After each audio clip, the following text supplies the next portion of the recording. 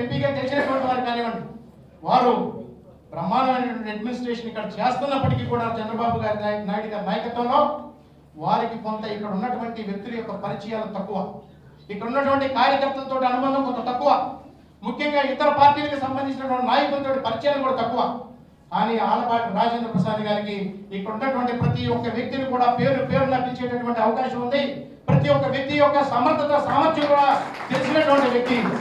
కాబట్టి రాబోయేటటువంటి రోజుల్లో మీ ఎన్నిక గెలవడం ఖాయం. మీరు డెఫినెట్ గా ఇక్కడి నుంచి ఎమ్మెల్సీగా పెద్ద మెజారిటీ తోటి ఇక్కడి నుంచి గెలవబోతా ఉన్నారు. కానీ భారతీయ జనతా పార్టీ నాయకుల్ని కార్యకర్తలు కూడా పెద్దలు జూపిడి రంగరాజు గారు చెప్పినట్టుగా భారతీయ జనతా పార్టీ నాయకులు కార్యకర్తలు కోరుకునేది కేవలం ఆత్మగౌరవం మాత్రమే. పార్టీల కోసమో పదవుల కోసమో పనిచేసేటటువంటి వ్యక్తులు కాదు భారతీయ జనతా పార్టీ నాయకులు కార్యకర్తలు.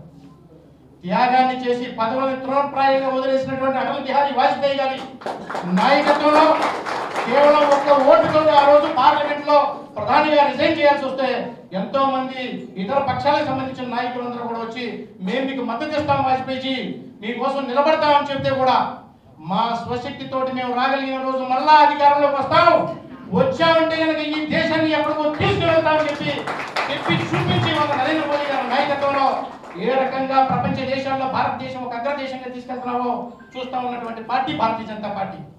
కాబట్టి మేము కోరుకునేది ఒకటే, పదవులు మిమ్మల్ని అడగం, మీ దగ్గరకు వచ్చి పైరవీలు చేయం, మీ దగ్గరకు వచ్చి ఏది కూడా దేహి అని అడగం.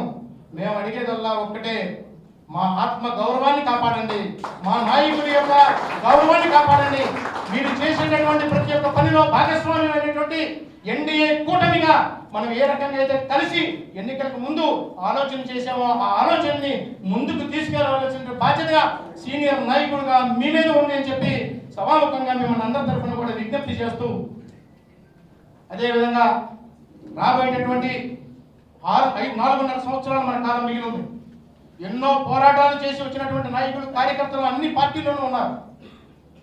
నేను చూస్తా ఉన్నాను కొంత మీడియా ద్వారా. ఇది నా వ్యక్తిగతమైన అభిప్రాయం. త్యాగాలు చేసినటువంటి కార్యకర్తలకి పదవుల పందేరం జరుగుతూ ఉందని నేను అడుగుతా ఉన్నాను. మా విన్నపం కూడా వినాలి, విన్నపాలు వినవలే అన్నాను. త్యాగాలు చేసినటువంటి భారతీయ జనతా పార్టీ నాయకులు కార్యకర్తలు కూడా